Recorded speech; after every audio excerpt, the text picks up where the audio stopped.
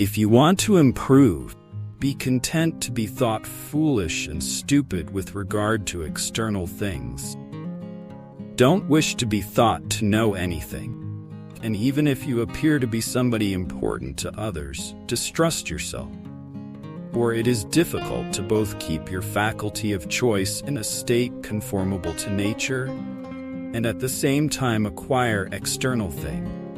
But while you are careful about the one, you must of necessity neglect the other. Small-minded people blame others. Average people blame themselves. Wise see all blame as foolishness. You become what you give your attention to. God has entrusted me with myself. No man is free who is not master of himself. Man should so live that his happiness shall depend as little as possible on external things. The world turns aside to let any man pass who knows where he is going. Know, first, who you are, and then adorn yourself accordingly. If evil be said of thee, and if it be true, correct thyself. If it be a lie, laugh at it. What really frightens and dismays us is not external events themselves, but the way in which we think about them. It is not things that disturb us, but our interpretation of their significance. A ship should not ride on a single anchor, nor life on a single hope. Never depend on the admiration of others. There is no strength in it. Personal merit cannot be derived from an external source. It is not to be found in your personal association, nor can it be found in the regard of other people. It is a fact of life that other people, even people who love you, will not necessarily agree with your ideas, understand you, or share your enthusiasm. Grow up. Who cares what other people think about you? Some things are in our control and others not. Things in our control are opinion, pursuit, desire, aversion, and in a word, whatever are our own action. Things not in our control are body, property, reputation, command, and in one word, whatever are not, our action. Things in our control are by nature free, unrestrained, unhindered. But those not in our control are weak, slavish, restrained, belonging to others. Remember then, that if you suppose that things which are slavish by nature are also free, and that what belongs to others is your own, then you will be hindered. You will lament, you will be disturbed, and you will find fault both with gods and men. But if you suppose that only to be your own which is your own, and what belongs to others such as it really is, then no one will ever compel you or restrain you. Further, you will find fault with no one or accuse no one. You will do nothing against your will. No one will hurt you. You will have no enemies, and you not be harmed. Preach not to others what they should eat, but eat as becomes you and be silent. I must die. Must I then die lamenting? I must be put in chains. Must I then also lament? I must go into exile. Does any man then hinder me from going with smiles and cheerfulness and contentment? Circumstances don't make the man. They only reveal him to himself. People are not disturbed by things, but by the views they take of them. Only the educated are free. Other people's views and troubles can be contagious. Don't sabotage yourself by unwittingly adopting negative, unproductive attitudes through your associations with others. Remember, it is not enough to be hit or insulted to be harmed. You must believe you are being harmed. If someone succeeds in provoking you, realize that your mind is complicit in the provocation, which is why it is essential that we not respond impulsively to impression. Take a moment before reacting, and you will find it easier to maintain control. You are a little soul carrying around a corpse. First learn the meaning of what you say, and then speak.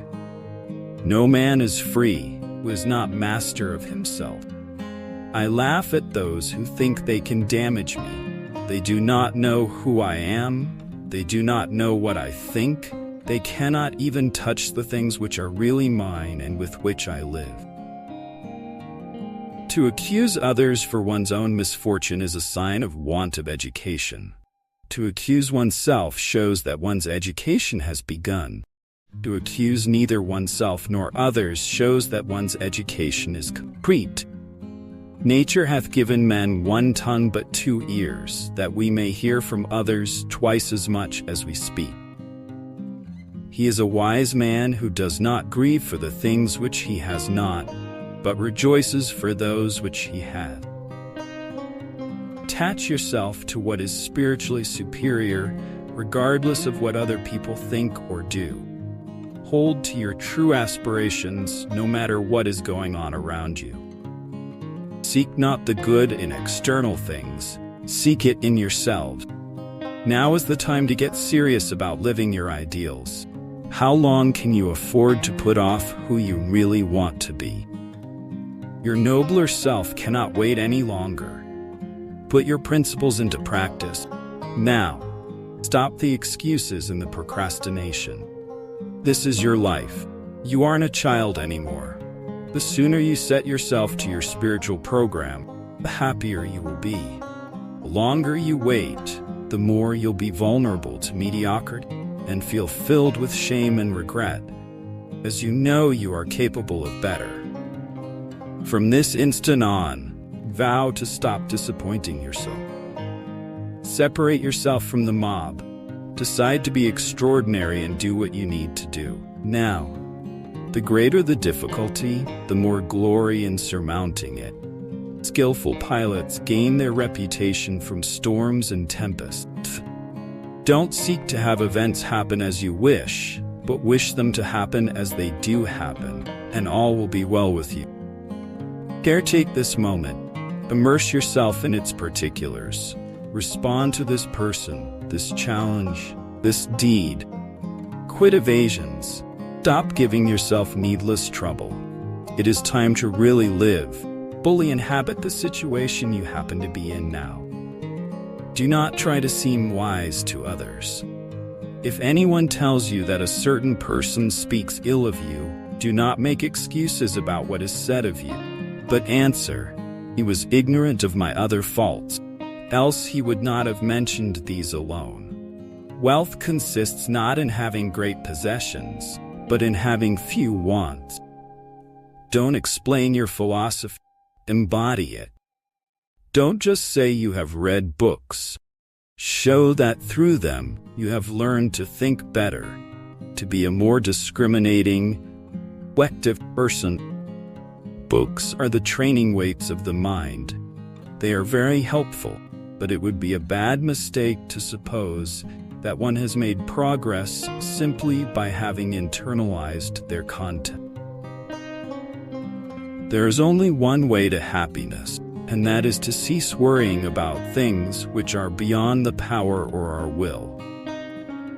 Man is not worried by real problems so much as by his imagined anxieties about real problems. It's not what happens to you, but how you react to it matters. First, say to yourself what you would be, and then do what you have to do. You want to improve. Be content to be thought foolish and stupid. Any person capable of angering you becomes your master. He can anger you only when you permit yourself to be disturbed by him. How long are you going to wait before you demand the best for yourself and in no instance bypass the discriminations of reason? You have been given the principles that you ought to endorse, and you have endorsed them. What kind of teacher, then, are you still waiting for in order to refer your self-improvement to him? You are no longer a boy, but a full-grown man. If you are careless and lazy now, and keep putting things off, always deferring the day after which you will attend to yourself, you will not notice that you are making no progress, but you will live and die as someone quite ordinary. From now on, then, resolve to live as a grown-up who is making progress. and make whatever you think best a law you never set aside. And whenever you encounter anything that is difficult or pleasurable, or highly or lowly regarded, remember that the contest is now. You are at the Olympic Games, cannot wait any longer, and that your progress is wrecked, preserved by a single day and a single event. That is how Socrates fulfilled himself by attending to nothing except reason in everything he encountered. And you, although you are not yet a Socrates, should live as someone who at least wants to be a Socrates. The key is to keep company only with people who uplift you, whose presence calls forth your best. It is impossible for a man to learn what he thinks he already knows. He who laughs at himself never runs out of things to laugh at. Freedom is the only worthy goal in life. It is won by disregarding things that lie beyond our control.